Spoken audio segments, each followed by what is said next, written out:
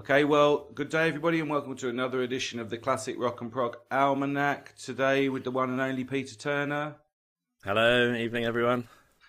And myself, Tim Appleton, as per usual. Now, we've been doing a fair amount of prog stuff recently, so we thought we'd cover the other part of our brief today and do some classic rock. It doesn't come much, rock doesn't come much more classicer than Rumours by Fleetwood Mac. So that's what we'll be looking at today. We'll see if we've got something interesting to say about it. You'll be the judge of that, I suppose, audience. Now, we normally start with our feelings about the album as a whole. Now, Peter, if I can be indiscreet for a second, I said to you the other day that you had once mentioned to me that this was the last great California album, Rumours by Fleetwood Mac, and your somewhat laconic response was, yes, I can imagine myself saying that. So I'd like to begin by asking you, do you still stand by your erstwhile conclusion? I mean, do you even remember saying that? Yes, I think, I don't ever remember saying that, but I can imagine saying that. But to be honest, I mean, looking into it a bit and looking at when it came out, 1977, you immediately know, that is a change that year, because there's a lot of other stuff which is just appearing, which is starting, and debut albums and things that are coming out of a completely different vein of music. And actually, I made a little list if you'll humour me, which is the first Talking Heads album in '77. Never Mind the Bollocks, of course, which is over here is like the real bombshell moment. You've got Trans-European Express, Kraftwerk, and the Clash debut. I think it's just called The Clash. The Ramones' Rocket to Russia, Bat Out of Hell, and also the debut for Motorhead comes out as well. So you've got a complete shift away, and it's like this album really is like the last train, isn't it? This is it. If you miss this, it's gone. The whole feeling's gone, the whole scene's gone at that point. I mean, yeah. I mean, it's a sort of it's one of those things, isn't it? Does it really exist? It's a bit like the Canterbury scene. Yeah. Does the California sound really exist? Is that really a thing? As people say today. Yeah. I mean, I suppose there is is there a California sound? I mean, Lindsey Buckingham was from California, right? And I think he met Stevie Nicks over there. Although I think she's from Texas. Someone will put us right on that if she's not. Yeah. I can imagine that. Yeah, so, but I think that they, in a sense, those two guys in particular are slight inheritors of the, what sometimes goes by, the California sound, in the sense that it's sort of kind of smooth sort of sound. It's slightly post-folky, plenty of vocals. Yeah, and of course, there is literal, linkage here anyway, isn't there? Because you've got the rise and sort of fall of Fleetwood Mac in Britain, which then goes into sort of, it goes into the doldrums for a while, and then gets reignited in California, where it all is reborn by a complete chance encounter, apparently, and then it all goes. But then it's all off. But you're right, the production is quite a thing, isn't it, on this album, I think. It is. Can I just push you for a second? Do you are you fan of this album, I guess? This album has really deep roots for me, actually, because it's one of the first things I ever remember hearing. And that's, like the first thing I ever had, I've spoken about this before, was the Adamant's experience of buying an album. That was the first thing I remember buying and consciously wanting. But actually, when I heard Rumours, when, I was sort of teens maybe, it was like it was bizarre. It was like I'd had another life somewhere else, because what had happened was it obviously logged in my head, because my parents had obviously played it a lot when I was 3 or 4, a lot, and I didn't really know it existed, and then suddenly it all came back to me, and I thought, oh my god, I know this. And I don't know if you've had that experience where you know the words to something, you have no idea why you know this, and so it's very sort of rooted in me because of that experience, basically. But yeah, I am a fan of the album. I think sometimes you have to go back to these things because they're so classic, they're so well written, just to remind yourself how good they really are. I mean, there are a few bits here and there I could, take or leave, but yeah, I really like it. It is a great album. Good. We'll get back to that. We'll get back onto that. Yeah. Yeah, I mean, it's weird, isn't it? There's always those two moments, aren't there? I mean, Tim's Pedantry Corner coming up. Freud talks about this. Freud's big on these two moments. The moment of the primal scene, and then the symptom that arises from it later on. So, like as a result of trauma. So there's articulation between two traumas. So, in a slightly less negative vein. I mean, sometimes you absorb something culturally, and then you kind of later you kind of have this sort of shock of recognition where you think, oh right, yeah, that's that, and then you need the second moment, to sort of revisiting is a way, in a sense, right? In order to sort of articulate the first moment. It happened to me with the Beatles. My parents played the Beatles as a kid, and I just ignored it. And then aged 8 or 9, I was at my new school, middle school. And because we went to middle school and stuff at 9, and the teacher started singing Beatles songs, and I think, I know that one, and then that's where my sort of interest in music started up. So let's hear it for the teachers and the good work that they do. All right, good. Yes, I mean, I wanted to say, what did I want to say on this? I mean, so this is, as you said, it started as a British blues band, right? Because there's a whole story here, and it was a kind of turnover of members, right? And I think they suffered a sort of series of breakdowns, the various members. And sort of the only sort of like constant members were Mick Fleetwood and John McVie, right? Hence the name Fleetwood Mac. Christine Perfect joined as a sort of like blues piano player. Christine Perfect, later McVie, of course, because she married the bass player John McVie. Then they went sort of more American. I think they might have relocated to America. And then 2 American men called Bob joined and then left. Never a wise idea. And then they essentially absorbed another band, right, which was Buckingham Nicks, as I mentioned earlier, as I was mentioning earlier, thus entering their classical period. So Fleetwood Mac is more like a franchise, really. And but I think people might like different phases of their career. In Britain, the early Fleetwood Mac is very well remembered, isn't it? But I think in retrospect, this is considered sort of the definitive lineup, or at least the most famous lineup, right? And I mean, my thinking on that is that really it's because they were writing their best songs in this period. The early blues stuff was in a slightly different style, but by this point they were just doing songs, and I think it's like a lot of the really great songs that they did come from this period, really. I also personally, I think this is their best album, from that period. Some prefer Tusk, I think, but I'm not really one of them. Although I do like Tusk, right? But I think it's just sort of a mathematical success, this album, really, in the sense that it contains a very high number of very good songs. It's not really to do with like the mood or the vibe or anything like that. It's just that it's just full of killer material, I think. Can I just ask you about the British-American loyalty thing? Right. Because I don't know why I can never shift this, which is, I feel like, it's like we sent these Brits over, right?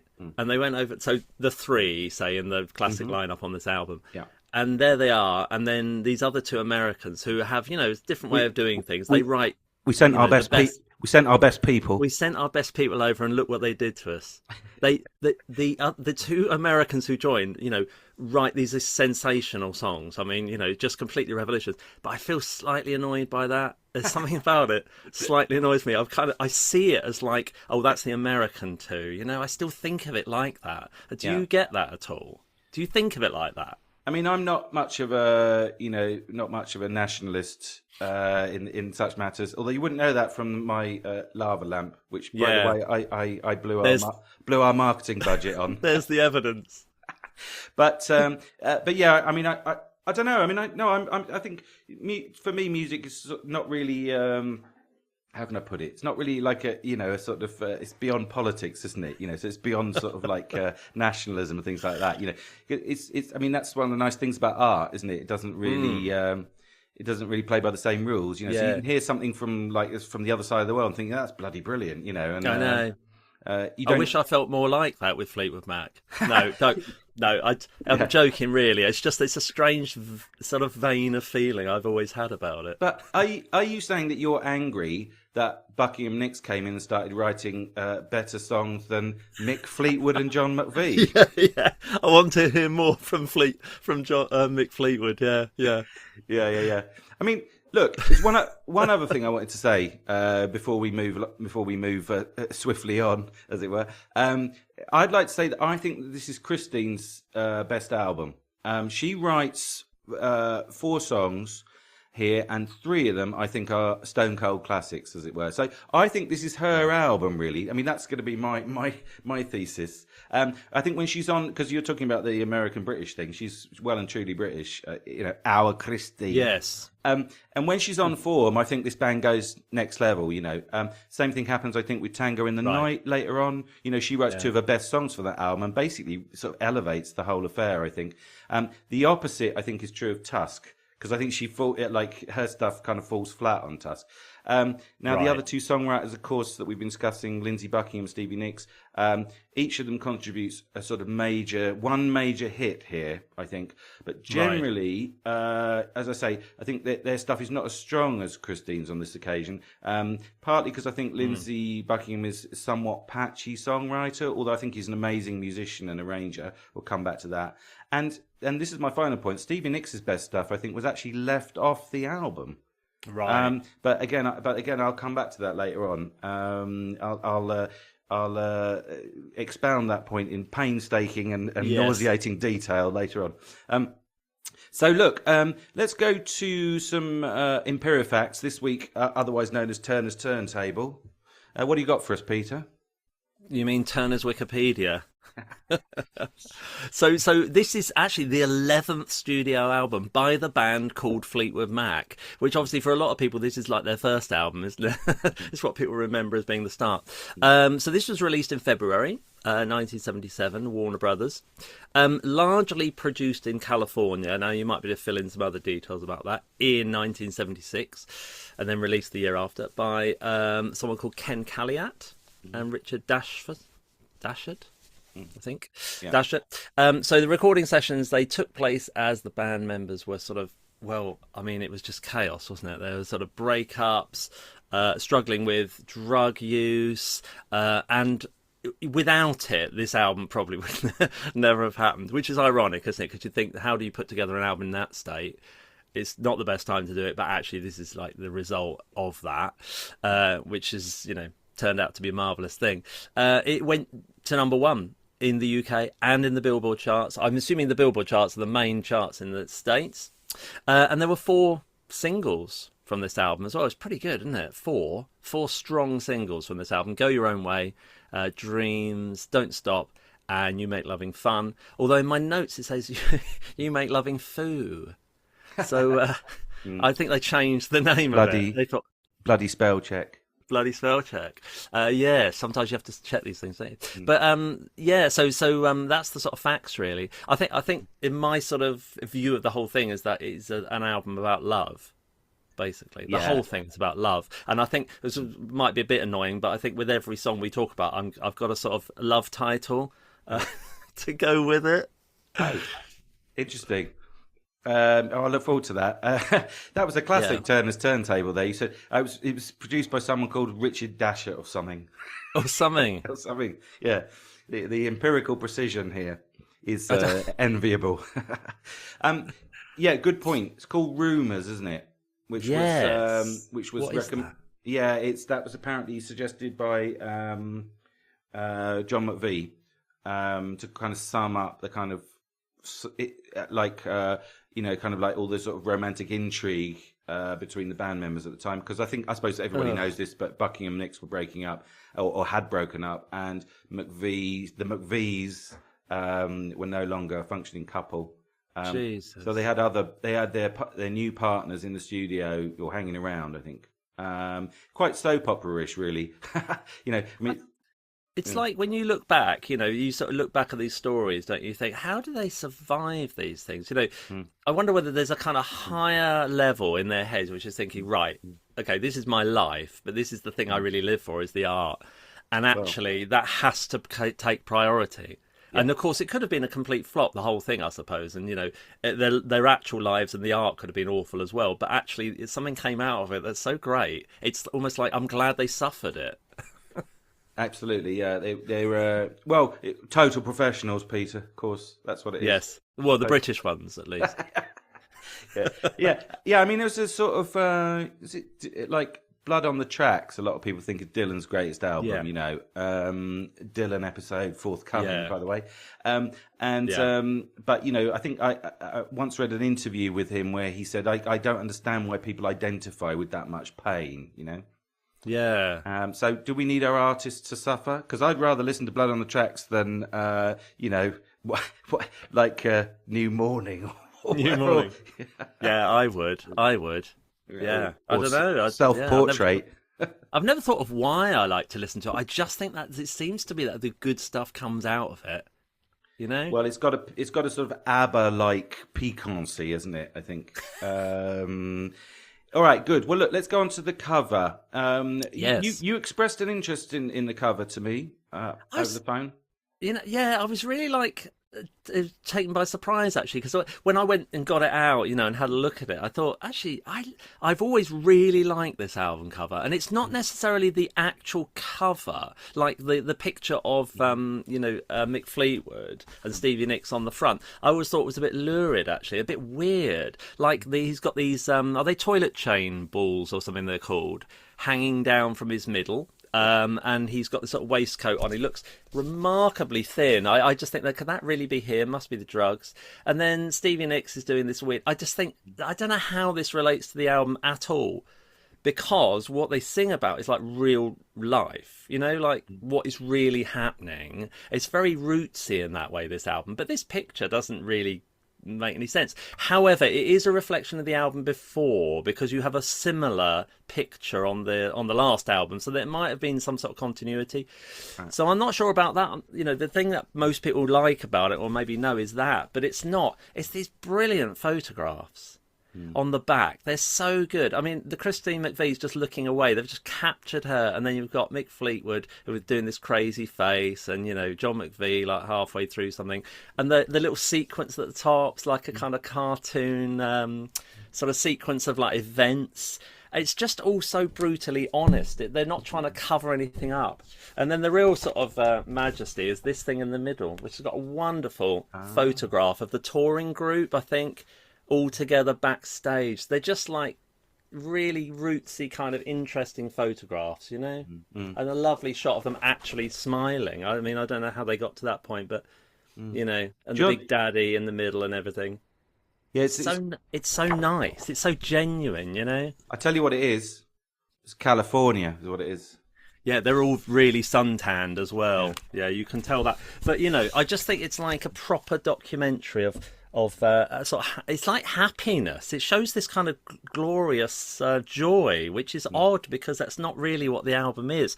But what it was a lot of other albums came out after that, sort of punky things with this sort of photographic evidence. Nothing like that, not like that. Not the joy of anything. It was all a bit desperate and kind of depressing after that. But it's a genuine sort of record of their lives, which I love. I think it's a great thing.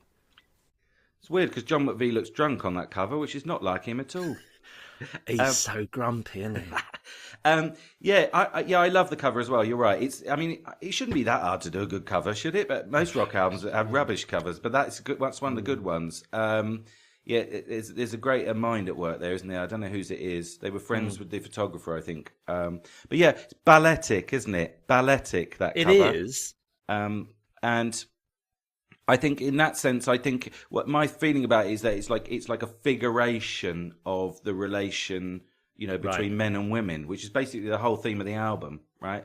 And of course, this is reinforced by I've written here the little pair of bollocks hanging down between Mick Fleetwood's legs. That's what everyone thinks it is. It's also the Stevie Nicks Rhiannon thing, apparently, sort of wings and. Yeah. Oh, yeah, that's right.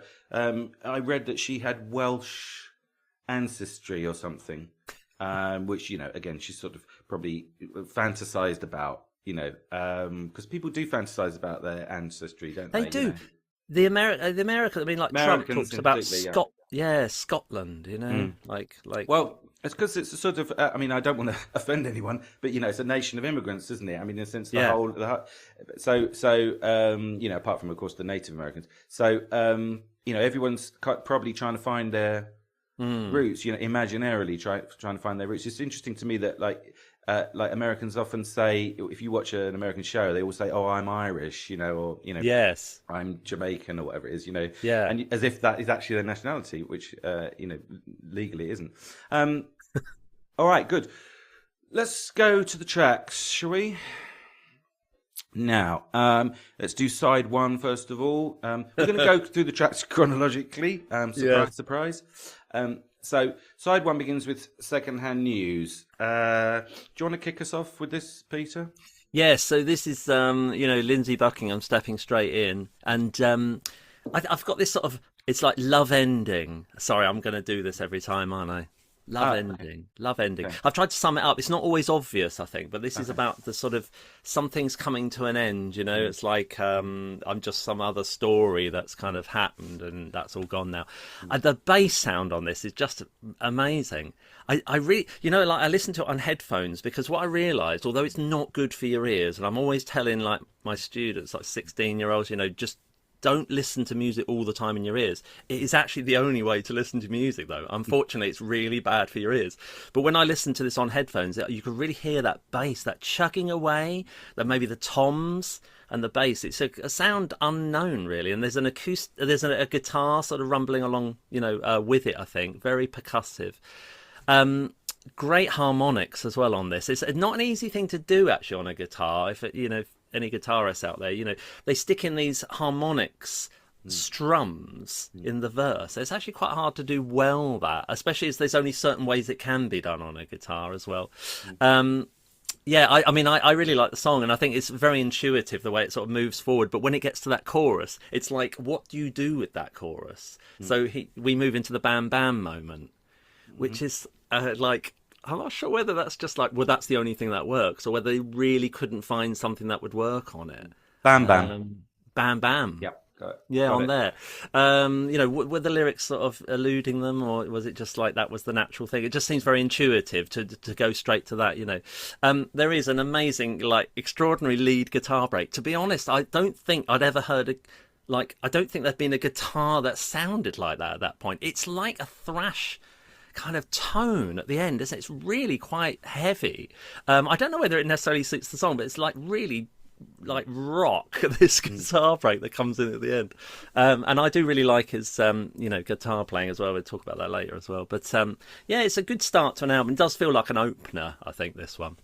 Well, ironic, yeah. You said it's your alternative title for this one, so this is going to be a theme tonight, is it? You're going to get alternative title. You've thought up alternative titles for all the songs. Good. Well, no, not alternative titles. Just like what I think the love theme is. I see. Okay. Love ending. Of course, it's the opening track. What's that? It's love ending, but it's the opening track, which is interesting. Yeah. It's a bit odd. I mean, there's a couple of tracks I think on this album that Lindsey Buckingham, who's an amazing musician, he started off the bass, playing the bass, and then John McVie had to drop in. I mean, I don't know if it was this one. You mentioned the bass. I mean, I think that happened a couple of times. I think there was a story I read about Tusk. I think it was Tusk. It was he recorded. John McVie was away one day, and Lindsey Buckingham recorded the bass part, and then the next day. John McVie came back and listened to it. He said, "Who's that playing the bass?" Lindsey Buckingham said, "Oh, that'd be me," And he said, "Right, we need to have a chat," And you don't want that. That's Not right. with And he took him to another room and said, "There's only one bass player in this band, and it's me." Amazing sort of guitar textures on this, aren't there? I mean, he's playing with his fingers, right? I presume that you're aware of this. He doesn't play with a pick, right? I'm not aware of that, no. Yeah, well, he never... Right, okay. Well, he never uses... I mean, just, factor that in, and it becomes... The kind of textures he gets is even more incredible.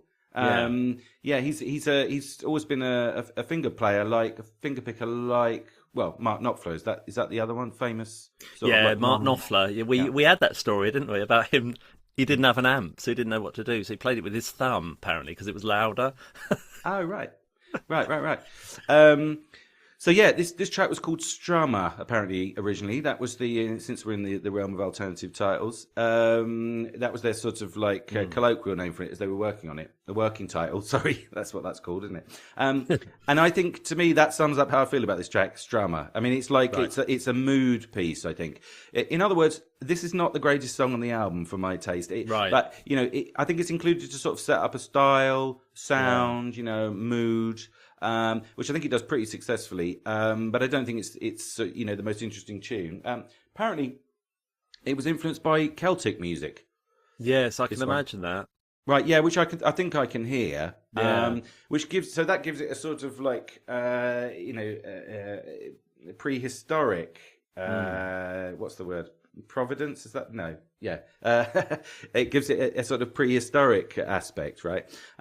Which kind of contrasts with some of the more contemporary sounds on the album. But yeah, I think that's also of a piece with the kind of slightly generic melody that it has. Right. And yeah, I also made a note that they sound amazing, which is obviously something that you thought as well. I mean, as soon as they start playing, it's like, oh my God, this album sounds amazing.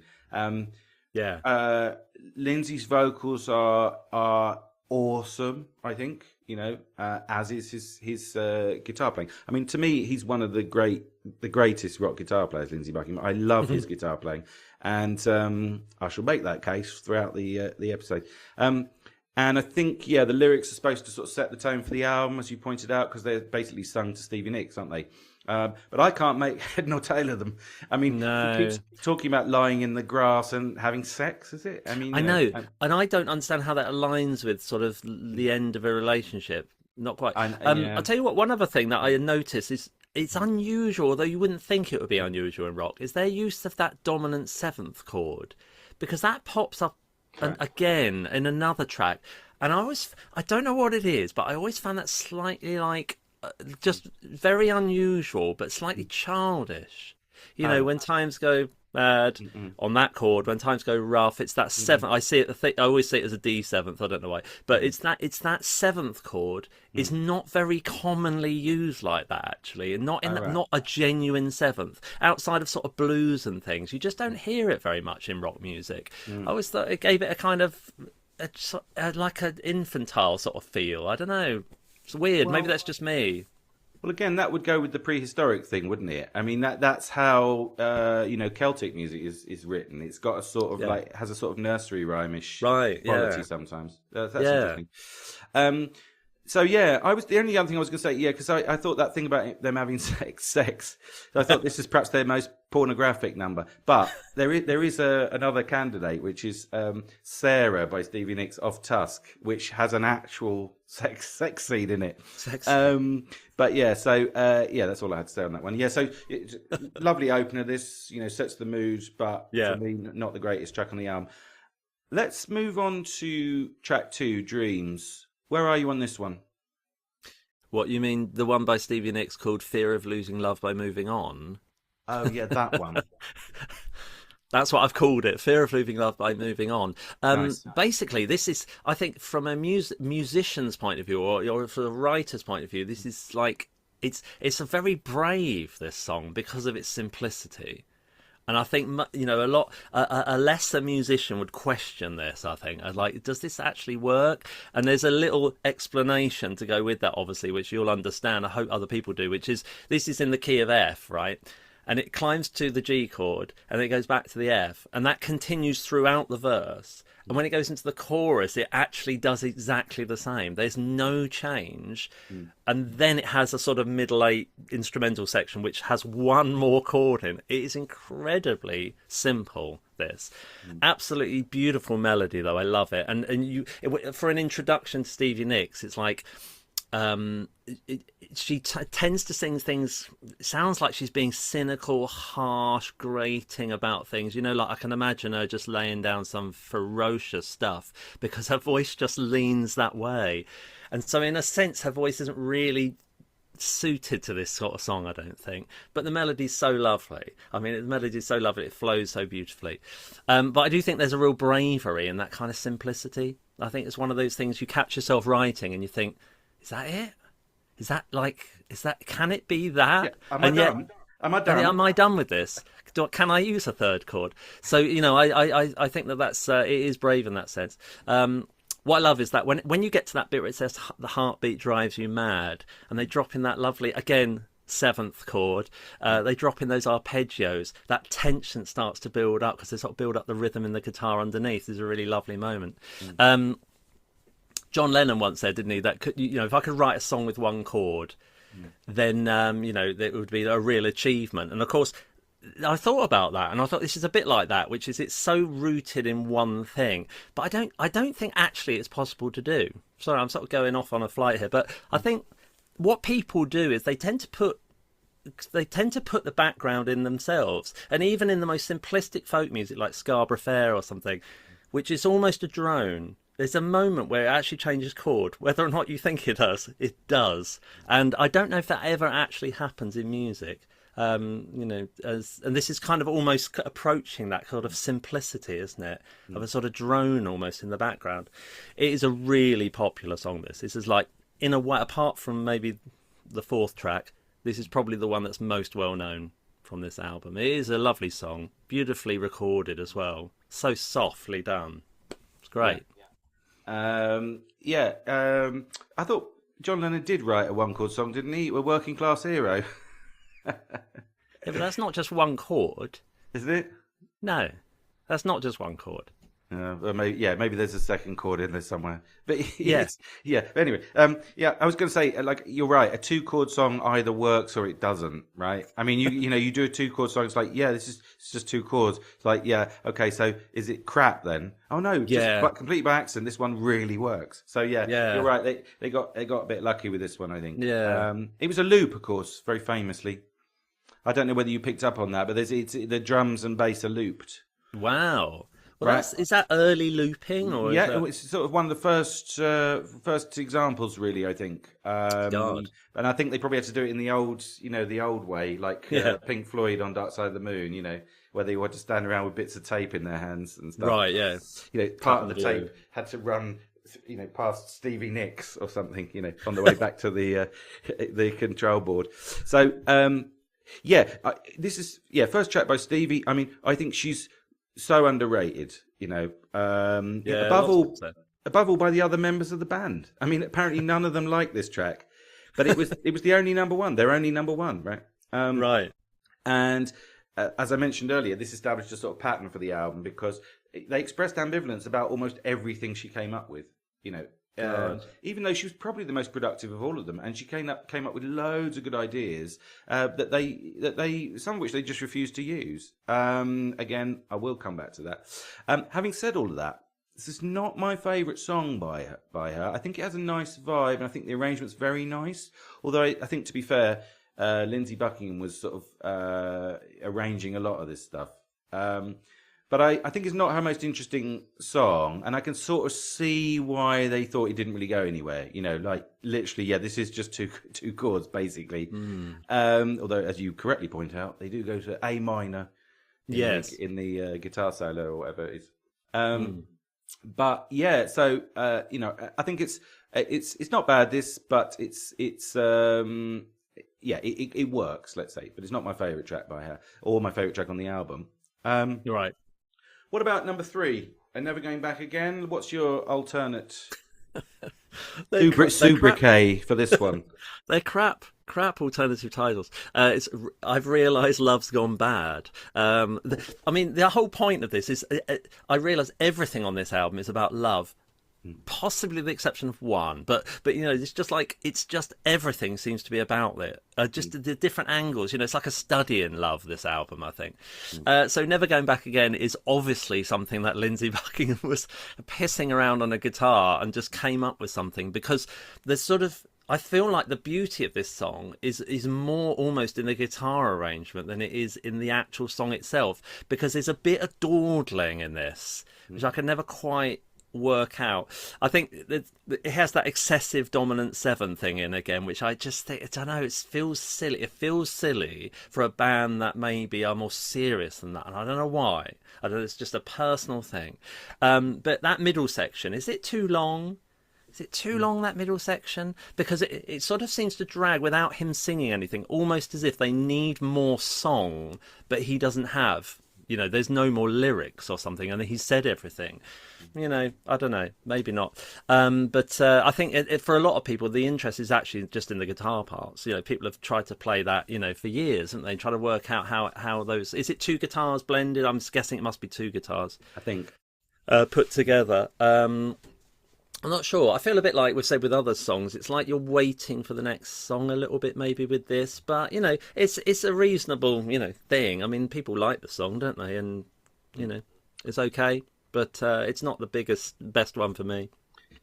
Yeah, is the middle bit too long? I mean, the thing is that I took that as a rhetorical question, so I didn't jump in with an answer. But I it's think actually a question. It was a literal question. It's just that it reminds me what you saying that reminds me a bit of like the first one, Secondhand News, because they're kind of building up on a lot of Lindsay stuff. They're kind of building up like blocks of sound, aren't they? And they're letting the sort of like the overall sound speak for itself. And some of it sounds almost like improvised, I think. But yeah, I agree with you. I think it's not a great track, this one. But again, sort of nice enough. Bit interlude-y, And I think interludes are difficult to get offended by, especially when they're this short. Yes. But yeah, my favourite anecdote about this one is that he spent all day recording the guitar parts. Had all sorts of problems with the tuning. Some poor put upon engineer had to like retune his guitar every half an hour for the whole day. And then he went to sing it at the end and realised he'd recorded it in the wrong key. Brilliant. Yeah. So they had to do it all over again. But yeah, I think the other thing I want to say about this track is that I think that this shows not just his guitar prowess, because I think there is a lot of guitar prowess on this one, but also because he's a very versatile guitarist, but also his vocal range, right? He goes from very low to extremely high. And I think this is important because I think it's like a feature of his songwriting. I don't know if you remember, but Ian MacDonald talks about this in Revolution in the Head. He talks about the difference between, back to the Beatles again, John Lennon and Paul McCartney, John often sort of mumbles along, on the same note. Living is easy with eyes closed. Yeah. Whereas McCartney's melodies are sort of architectonic, aren't they? Like they go all over the place, So I think, and that has to, in the case of Lindsey Buckingham, I think that has to do with him sort of like trying to find always the moment of surprise in the melodic line, right? Right. But he's also very good at using his voice, I think, almost like an instrument in itself. So that's a nice aspect. Yeah. His voice is very produced as well, isn't it? I mean, it sounds like it's double tracked or something. They do something to his voice every time, don't they? I'm sure they do. If you listen to some of the outtakes, a lot of that he's doing himself. I mean, he's got a very sort of again versatile voice. I hate to keep repeating the same adjectives, but yeah. All right, good. Shall we move on to "Don't Stop" then? Track 4, side 1. Yeah, Don't Stop, Christine McVie. Wow. I mean, this is really knocked out of the park with this one, didn't she? It's this optimistic for future love. I had to come up with that, though, because actually I'm not sure this is about love, this one. But maybe it sort of is, isn't it? It's like today's bad, but there's always tomorrow, The alternative version of that, of course, is Tomorrow Never Comes, which, I'm always saying to people, they don't quite understand what I mean. Was this song ruined by Bill Clinton, though? It's because every time I hear it, I kind of think of like one of his rallies or something, the sort of late 90s. I can answer that one. I can answer that one. Yes, it was. I hate it when politicians take songs. Unless it's a song you don't like and you just think, well, more for you. But, I mean, some rock stars have got really annoyed by these things and they like, how dare you? But yeah, so there's kind of that in there as well.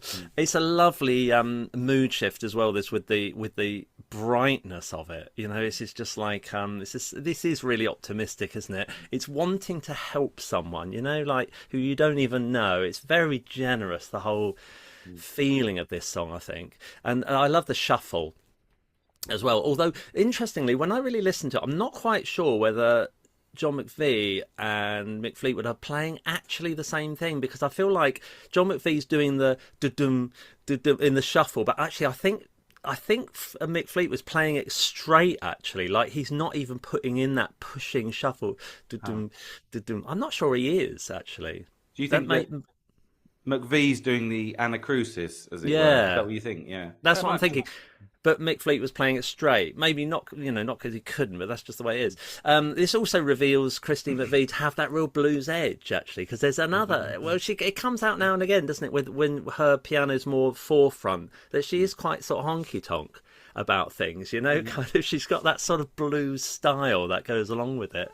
I really like the change from male to female as well, the sort of vocals. It's almost like it's so universal, this song, isn't it? It's that you couldn't fail to hit the spot thematically. So therefore the male female thing's really good as well, because it's almost like appealing to a different audience, isn't it? It's like two people, not a conversation. I don't think it feels like a conversation between male and female, just a kind of embracing of everyone, Also, of course, this song sort of introduces her, doesn't it? Because you don't really notice her until this point. This is like, she's actually here, by the way, track 4, I absolutely love, it's my final point, the guitar break in this.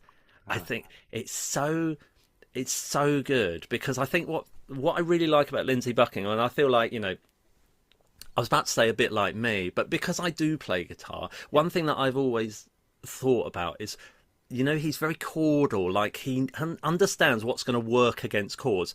Some guitarists just play guitar solos, and you get the feeling that they don't really hear like what's going on in the background. They just play. It's like they have a set piece or something, but there's no consideration.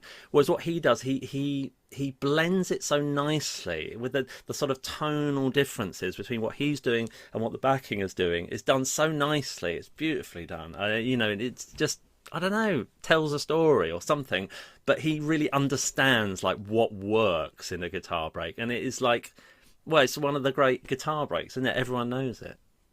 Yeah, that's interesting. Yeah, I mean that's a jazz thing, isn't it? Really, like knowing, Yes. what's going to work against the chord, like what chords are going to work against other chords and things like that. It's very jazz, yeah. Yeah. I was thinking, by the way, when you said you were talking about Bill Clinton, there's I don't know if you've ever seen Veep on HBO, but there's a bit in it where like there's a really funny bit where there's this terrible candidate, right? And like his assistant says, we've had another message from Tom Petty saying, can you stop using his song "Don't Back Down"? Don't back down at rallies. And he said, well, no, I'm not going to. He said, that's literally the point of the song. I'm going to keep using it. I will not back down. Anyway. That's good. Anyway, yeah, so good. Yeah, the shuffle. Yeah, the shuffle's funny on this, isn't it? It's really sort of like da da da da. Yeah.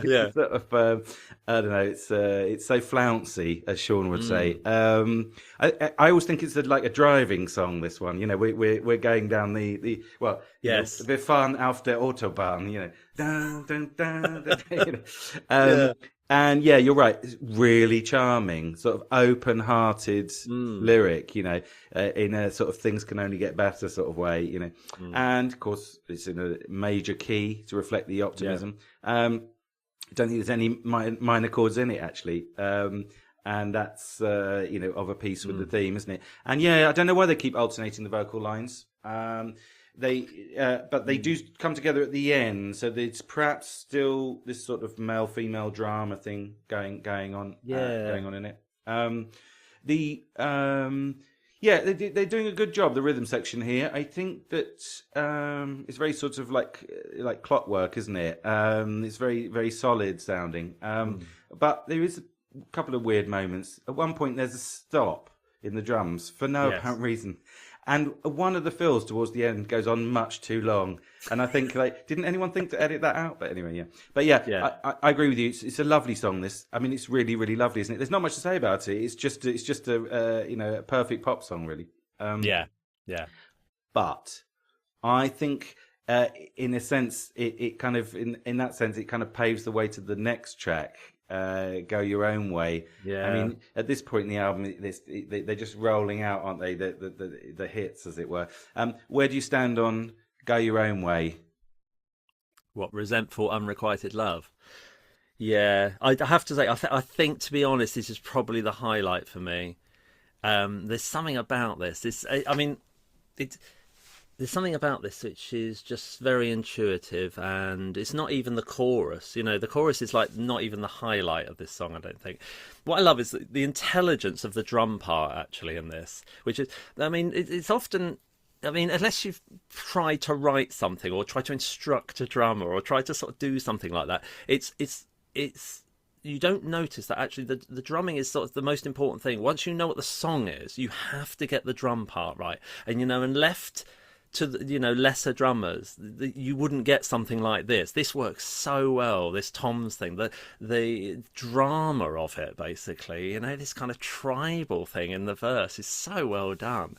I just think it sets them apart, from other bands in that sense. It's just the thought gone into it. It just sounds fantastic. Sorry, I can't hear you. So,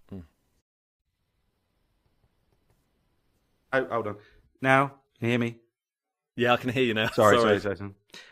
Yeah, you're talking about the rumba rhythm at the beginning, aren't you? Yeah. Yeah. Okay, sorry. Yeah. I love it.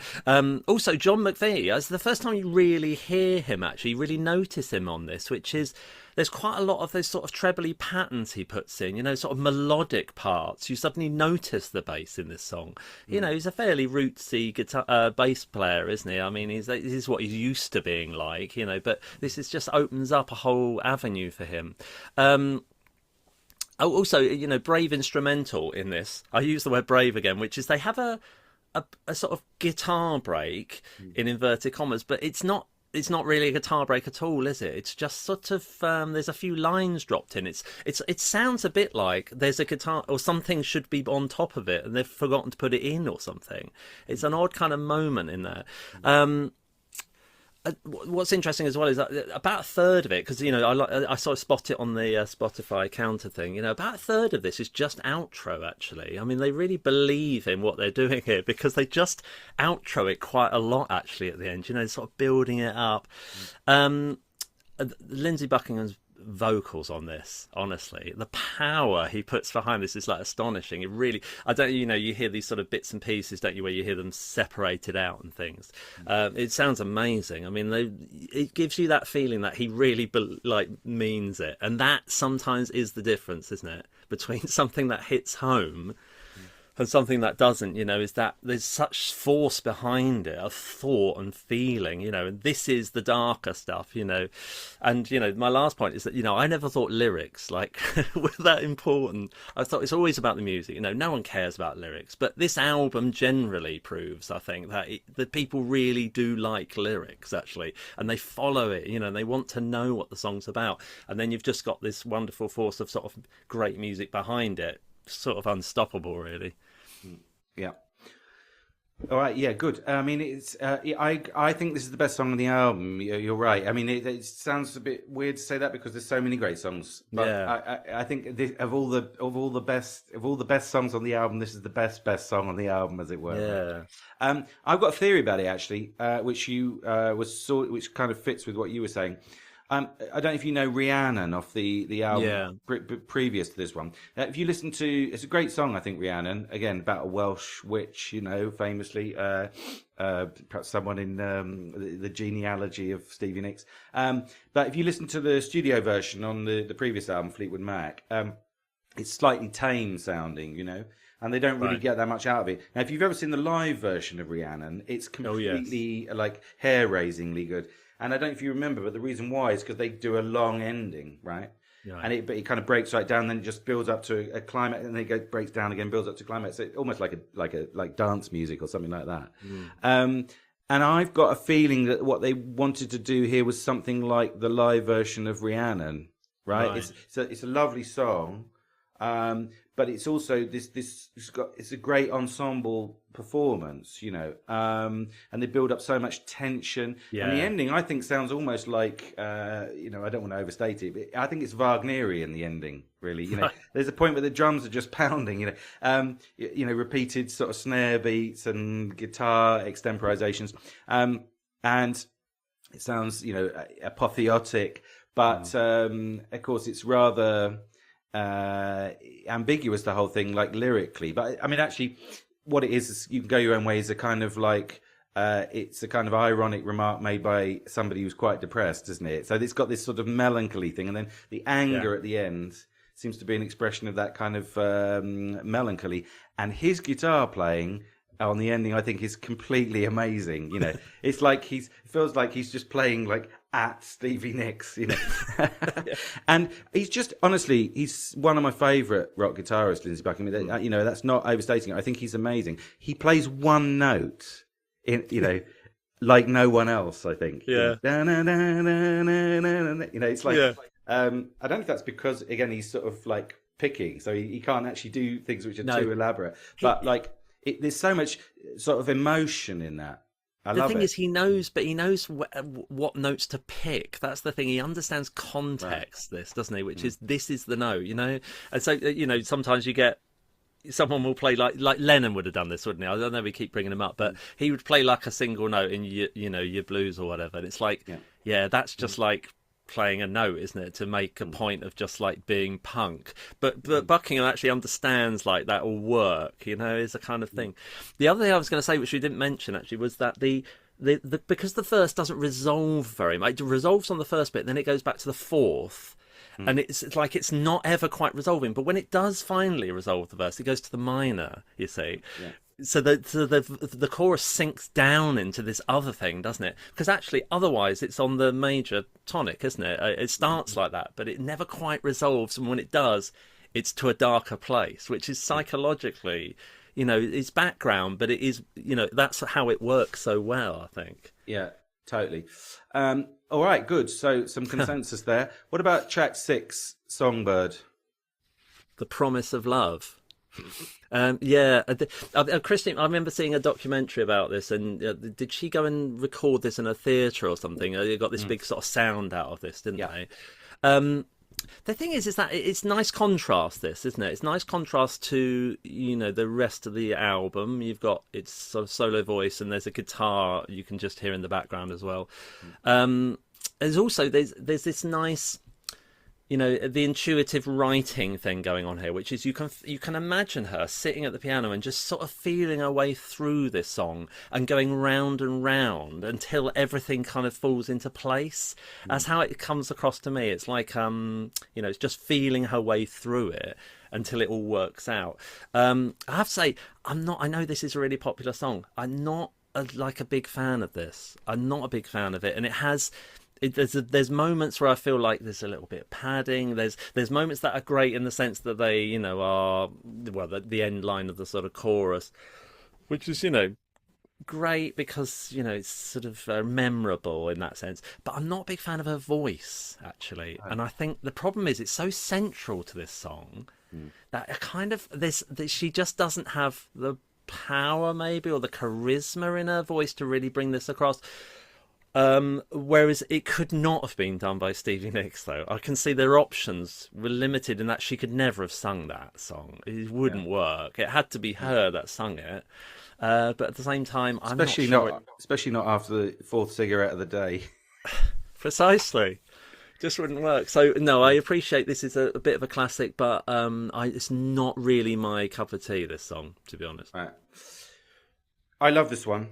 I think it's unimprovable. I can see why you might not, you know, dig it too much. I think it's a perfect ballad, really. There is a point in it, you're right, where it kind of meanders in the middle. It's a bit like some of the other tracks where it's like, oh, they haven't actually completed the thought here. But I don't think it matters too much. I think it's autobiographical, this one, because obviously she is a songbird. I mean, you know, in the sense that she's, you know, like a bird that writes songs. But, I mean, you know, it's not actually a joke because she's supposed to be singing like a bird, you know, which are supposed to sing because they're happy, which, of course, is not true. But, you know, this is part of, like, pop music's, the California romantic philosophy, probably.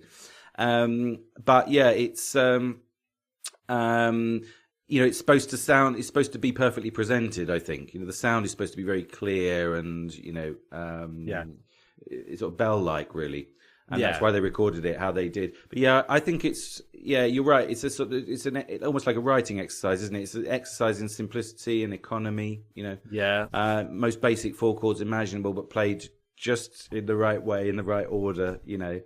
I think one tiny complication that's interesting, I think, is that you hear her improvisational side because she is improvising slightly around the chords. Yeah. So you get an idea of her musicality. And a different style to the other, like Don't Stop, which has that kind of barrel house sort of bluesy thing, which is not like this at all. Yeah, yeah, absolutely, absolutely. But yeah, I mean, I'm happy with this. I think that this is the point at which I realise, end of so, yeah, because like it's my opinion is very important. But like end of side one, and you think, yeah, I'm in the presence of a great album. I think that's what I always think Yes. when I get to this point. Yes, it's a nice sort of ending, isn't it? It's a nice way to end side one Yeah, because of the drop off into side two is so starkly different, isn't it, as well? So in yeah, the world where album was king, vinyl, it really works that actually. It does. totally. Now look, Yeah. talking to side two, Yeah. let's get into it. So track one, The Chain. Yeah. Now this is an important track, isn't it? This one. What are you going to say on this one, Peter? I actually don't have a title for this one, but I think it's essentially about that kind of reluctance to give up, isn't it? Something that you are familiar with, the chain. And I think the thing is that this is like the 60s was I feel like this is linked to the 60s really, because what happened was in the 60s there was a lot of free love. People sort of hooked up, had children, and then what happens is this kind of, as the years go by, you get to sort of 76, 77, that's all starting to fall apart. That whole world is starting to fall apart. And I mean, I'm specifically talking about my parents here, I suppose, but also just generally, it's all falling apart. And so the chain that's held these people together, well, they didn't think it was a chain, but it is actually the chain, and they're realizing it now. And I feel like that's it. It's a very sad theme like that. This sort of battle, to keep things going. Why not break the chain? Because their parents didn't break the chain. Their parents are wartime. They just carried on, didn't they? There were more important things to worry about than that. But this is the first generation that have got a choice actually to break this chain, I think. This is the divorced generation, you mean? I think so. Yeah. The first lot, rather than our grandparents who stuck it out but resented it, they actually, our parents' generation actually went ahead and did it. Yeah. The harmonies on this are just great. It's this Crosby, Stills and Nash thing. That's what I think of it as being. I haven't included Young on that one. They're cruelly to the point, aren't they? It's like a sort of monster ghost hanging over us. It's just like this burden of sort of sharp harmony, and it's dark. It really is dark. And very sort of Americana, actually. It kind of got that sort of, Wild West kind of feel to it as well, do you think? Of course, that all works really well, doesn't it? But how do you end it? That's the question. I mean, so I'm assuming this is a bolt-on at the end. I don't know the history of the song, but I'm assuming that, yeah. So something happened in that place. But the message is so pointed, isn't it? You can tell us about the ending, obviously. But John McVie, finally, here he is. He gets through with all the grumbling and the mumbling. Oh, no one ever listens to me. Suddenly, he's playing the Formula One theme tune. Yeah. No, but was it Formula One? I think it was Top Gear, wasn't it? The original Top Gear. Possibly. Probably both. Anyway, yeah, thanks, Peter. Some interesting California references there again. Yes, Crosby, Stills and Nash. Now, look, yeah, you're right. Now, so let's go through it. So this is one of the most significant songs on the album, isn't it, right? Mainly because of the way it was put together. Because this began as a Christine McVie song. Right. Keep Me There, right? Which, if memory serves, was the first song they worked on. For the album, but the only part that remained by the time the album came out was the ending, right? Which I think was partly based on a jam, right? So in the meantime, they'd completely rewritten the first part. More specifically, Stevie Nicks had, right? She wrote the new verse and chorus, I think, because they tacked the original ending onto the song. So once again, they decided the original song wasn't that good, so they had to enlist Stevie Nicks to come up with a completely new track. So they could keep the ending, while slagging her off. Yeah, exactly. Again, I think it could be another attempt, possibly to redo Rhiannon, because it's a sort of like big, Mahlerian ending. The thing is about the sort of twist in the tail of that story. Is that the phrase? Trick of the tail, twist in the tail of the story. Is that ending, which, as I said, I think is for us will always be the closing music to the original version of Top Gear on the BBC, but apparently not for you, but yeah, not in my area, not in your region, but yeah, it's actually the ending, I don't know if you've noticed, it's completely incongruous, right? So it's supposed to be medley-ish, Yes. but it's in the wrong key. Did you notice that? Oh, right. It's in A, but it should be in E. Right. And it's only in A because the original song had a middle section in A that they reprised. Right, so this is some slightly. This is a technical mistake, like they would say on MasterChef. The dish looks good, but tastes good, but that's a technical mistake. You boiled the milk wrong or something. Yeah, you overboiled the milk, right?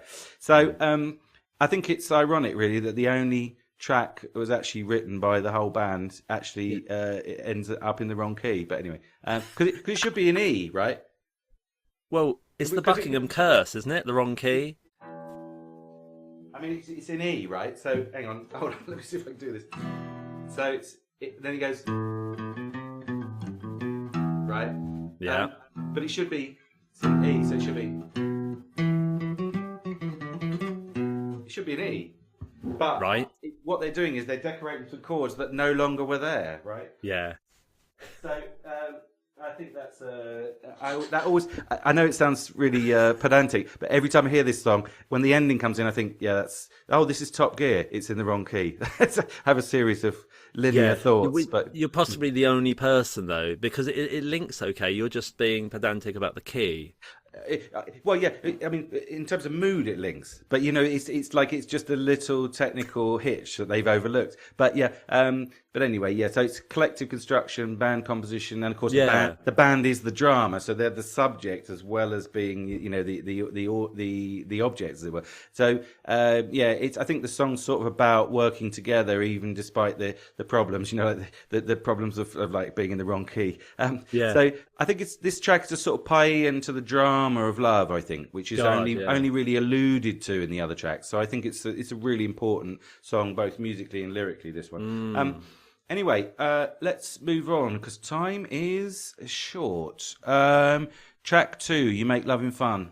God, it's so, it flips so quickly, this album, doesn't it? I mean, this is such a celebration, this song. And I'm assuming she's not talking about, John in this, because he doesn't make anything fun, does he? I mean, he reduces everything to grumbling and whiskey. I mean, Christine McVie. Okay, this is really like she likes that sort of that bluesy thing again. So you get that on there. Don't break the spell. It'd be different, and you'll know that it will. Seems to suggest that there's an illusion about about love, maybe, that she doesn't want to break here. Don't try and sort of change the illusion we've made here. It's a very interesting point, that, actually, isn't it? Which is, are we both holding up our end of this? And are we both sort of putting this on to make it work? I don't know. But what a break, from the last track. I mean, it's completely different. It's a little bit throwaway, and I think this is when the programming of the album comes in. Programming is really important, isn't it, in the sense that you've got to get the listener from beginning to end here, and it's not a question of just cramming everything in at the start, because I think that's the cynical way, and sometimes that is the way that people do it, don't they? Just put all the good ones at the start, because that's the only bit they'll listen to anyway, but kind of it's stuck in here, not as a stronger track, but it's it links the way through to the next track maybe. The guitar break seems a little harsh. For such a sort of dipsy song, it's very sort of, romantic, this song, but it's got quite a harsh guitar break in it, which, it's quite sort of raw, and I'm not sure whether or not it necessarily goes with the mood. It's well played and everything, pulled off, but I don't know, it seems an odd, desperate moment in a song that's completely like, rainbows and unicorns, but I don't know, maybe the unicorns have got to rock someday. Well, it's interesting, So it's interesting what you're saying about, the sort of mutual illusion of love. Yeah. Like the meeting of two narcissisms. Like, should we just keep up the pretense in order to basically keep us happy, Yeah.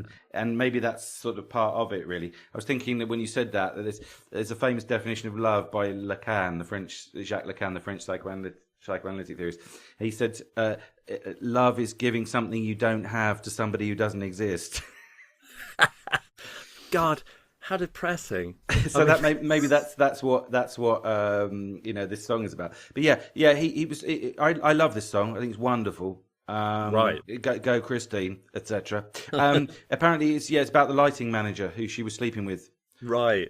Okay. But she told John McVie that it was about her dog to avoid arguments. Jesus. But yeah, it's like another perfect use of these four chords, the classic four chords that the apparently today are called the axis progression. And I think the arrangements are great. I like the clavinet. It's like proto-disco-ish, isn't it? This one seems to drop out on the chorus. Yeah. Thus sort of indirectly evoking again the transition from loneliness, the minor key to the the joy of love, the sublimity of love in the major key on the chorus. And yeah, I like the opening chorus line I've written. Sounds almost classical. To believe. I think that's a really nice construction. But yeah, I mean, for me, we're sort of 8 for 8 by this point. All the songs work, and this is just another really great construction by our Christine here.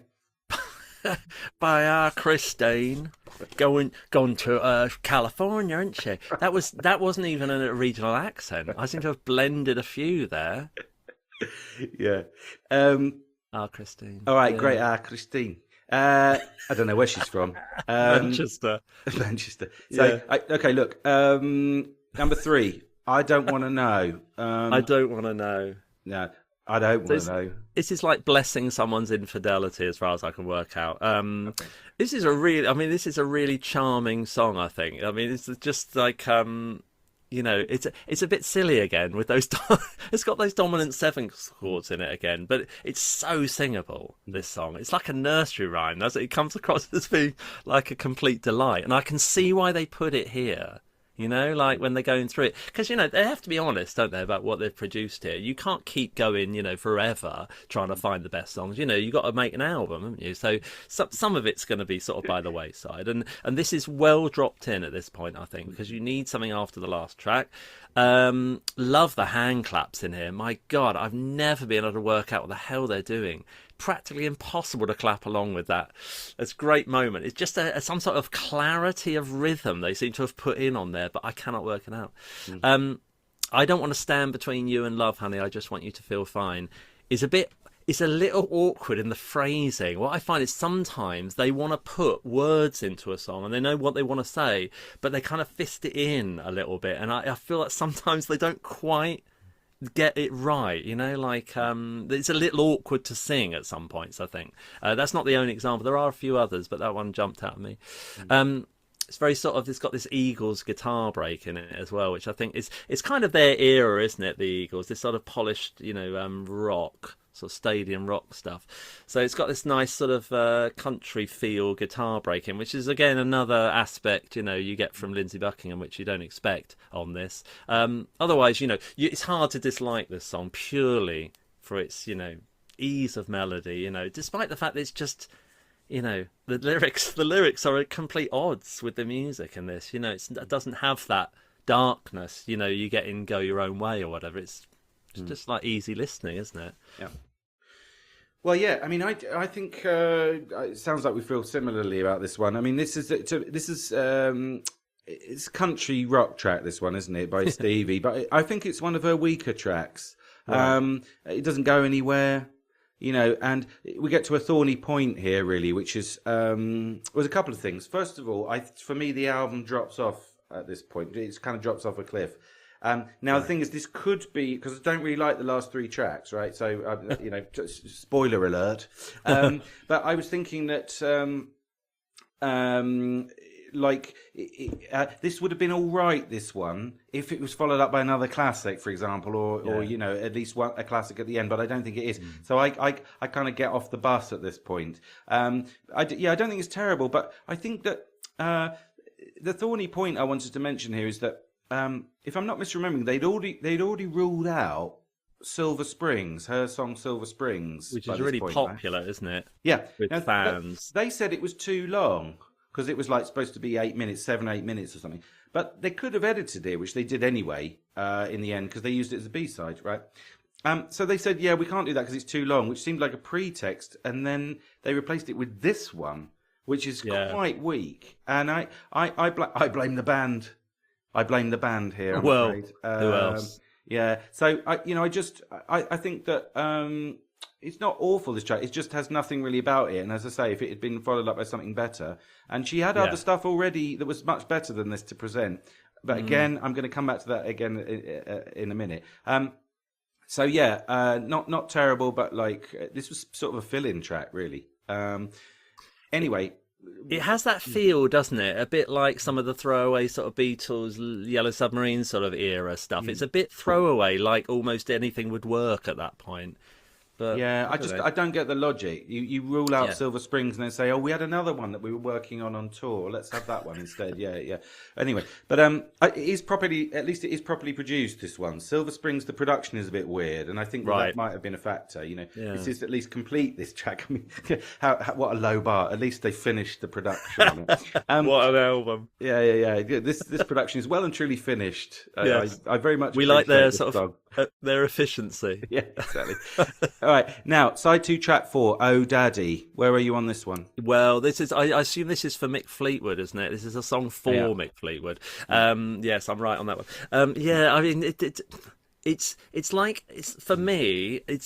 I feel like the album's kind of over at this point, you know. And people, what it is with Fleetwood Mac, I think, is that this album probably mostly is that people, because they love the words and they love the meaning behind everything. I think sometimes they can sort of slip these things in, and people go, "Oh yeah, oh Daddy, love that song."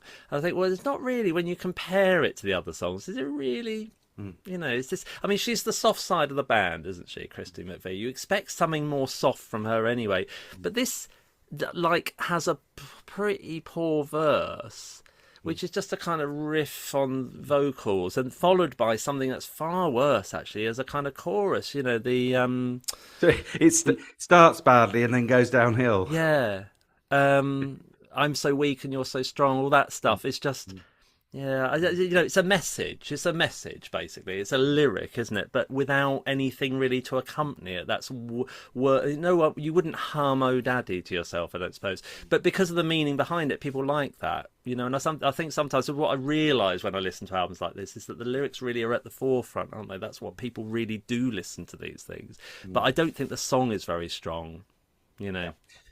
Yeah, I totally agree. And as I said, you know, I'm out by this point. I don't like this track. I think it's redundant. It's her worst song on the album, I think. I think you're completely right. It's a lyric, isn't it?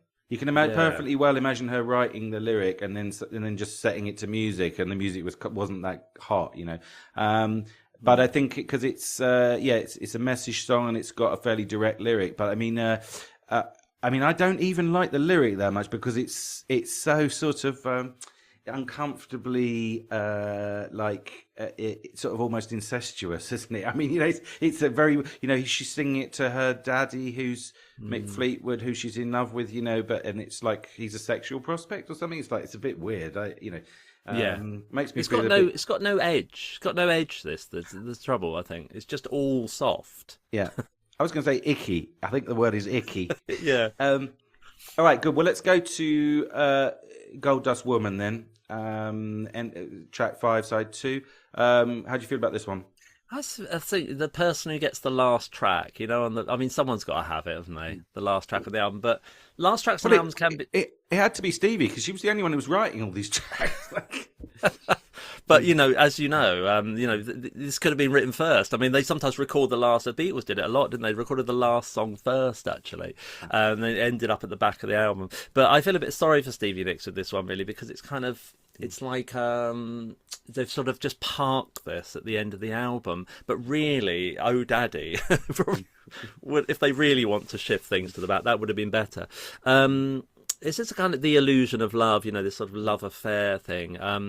What it has got in it, and I'm not a big fan of this, but I don't think anyone else could sing it like her. I mean, it's just perfect for her voice, you know. It's really caustic kind of feel. That's how I feel about her vocals. I think it's perfect for this, which is just, it's really bitter. But it's got that interesting sort of minor root chord, tonic chord to that sixth, that sort of augmented fifth thing, it's like E minor to C kind of feel, which is, fairly unusual. It's quite common nowadays to use that, but maybe then not so much. The whole song sort of hangs on that, I think. And then it's got these great sort of harmonies in the chorus. Did she make you cry? Did she make you break down? It's just like it's overridden by just a bitterness behind it, isn't it? Which I don't know whether it's enough to sort of justify the song, but I don't know. By this time, I've kind of started to lose interest anyway, and I feel like anything would have replaced these two songs, and that 8-minute song you're talking about could have covered this easily. That's right. So I've kind of lost it at that point. It's a shame, isn't it? Because it's like it's such a classic album, but when you actually start analysing it, it's like your dreams start falling apart, don't they? No pun intended. This is like this is a great review, isn't it? Do you like this song? I feel pity for the writer. No, the thing is, you're right. They often talk about this song as if it's like a great song or something, but I think it's really redundant, this song. It doesn't go anywhere. It has got chord changes in it, which is about the minimum you could expect from a song, unless it's Dreams, where there's only 2 chords practically. But it really, the melody's not interesting, the harmony's not particularly interesting. Apparently it's about cocaine, this one. Right, I did wonder. Yeah. She confessed that later on. But anyway, so the real mystery of this album for me, because like you, I feel like I've lost interest in the album completely by this point, is why they didn't use any of her other stuff, right?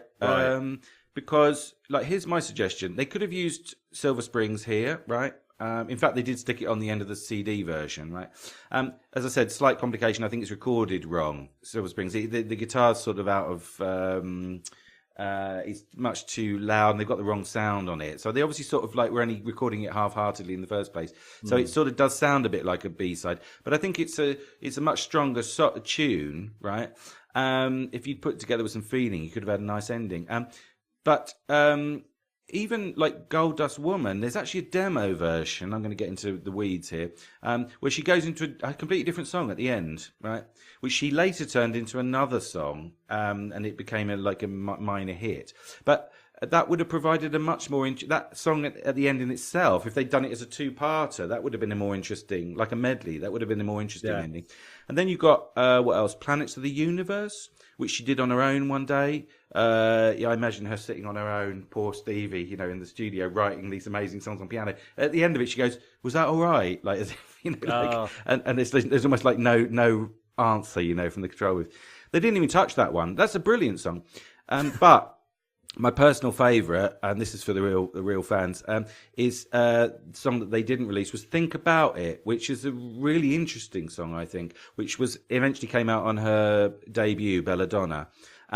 It's a really interesting track, I think. Think About It, because it's got a bit. This is going to be really difficult to recreate, but it's got a cross rhythm on the chorus, which is really interesting. You think about it before you go, and she does this sort of cross rhythm on the chorus, and it's a really interesting song, and it would have been a really nice ending, even thematically, to the album. So, even one last thing, even if you stick to the songs that were recorded anyway for the album, I think The Chain might have made a better ending, Right.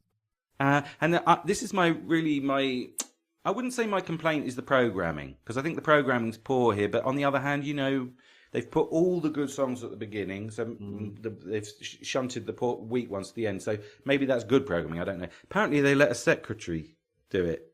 They let a secretary decide the running order. I don't know how that happened. And where is she now? Yeah. / he. Good point. But yeah, so I think that they could have. This is okay. So let's conclude, because we have been talking for a long time. My feeling is that this is an amazing record that could have been even more amazing. If they hadn't sort of put aside so many great Stevie Nicks songs. Basically, do you have any final thoughts, Peter? I think it's the same thing we go over, isn't it? Which is all of these moments in time that we treasure, and they go on. 50 years later, here we are, because we're talking nearly 50 years now, aren't we? And it's like they are moments in time. They are caught up in the machinations of personal lives, the music industry, time and place. It's very unusual to find an album that is consistently good from beginning to end, that you absolutely love and you have no qualms about. I think if you do, chances are you don't really have a taste in music, because you can't distinguish then. And I think to find that would be that's like the holy grail, isn't it? And for all the albums we sort of talk about, there's always something, isn't there, that can be picked apart. But otherwise, this is the last great, album of that sort of whole genre, I think. Right. Yeah, and by the way, I like your retitling of the songs, because I think this album is really about the drama of love, isn't it? And I think yes, that the whole thing. The whole thing, it's almost like a concept album, And I think that from that perspective, it's a very interesting contribution to the culture. Oh, good. Right, yeah. Good. So, all right. Well, I suppose we'll leave it there then, right? Because we've been talking for bloody ages. So, if you'd like to say goodbye, Peter. Goodbye, Peter. And it's goodbye from me. We'll see you shortly on the next episode of the Classic Rock and Prog Almanac, because we're now calling it in full. Okay. So, I hope you all have a good evening or whatever it is, and we'll see you next time. Bye. Yeah, bye. Bye. Bye. Bye. Bye.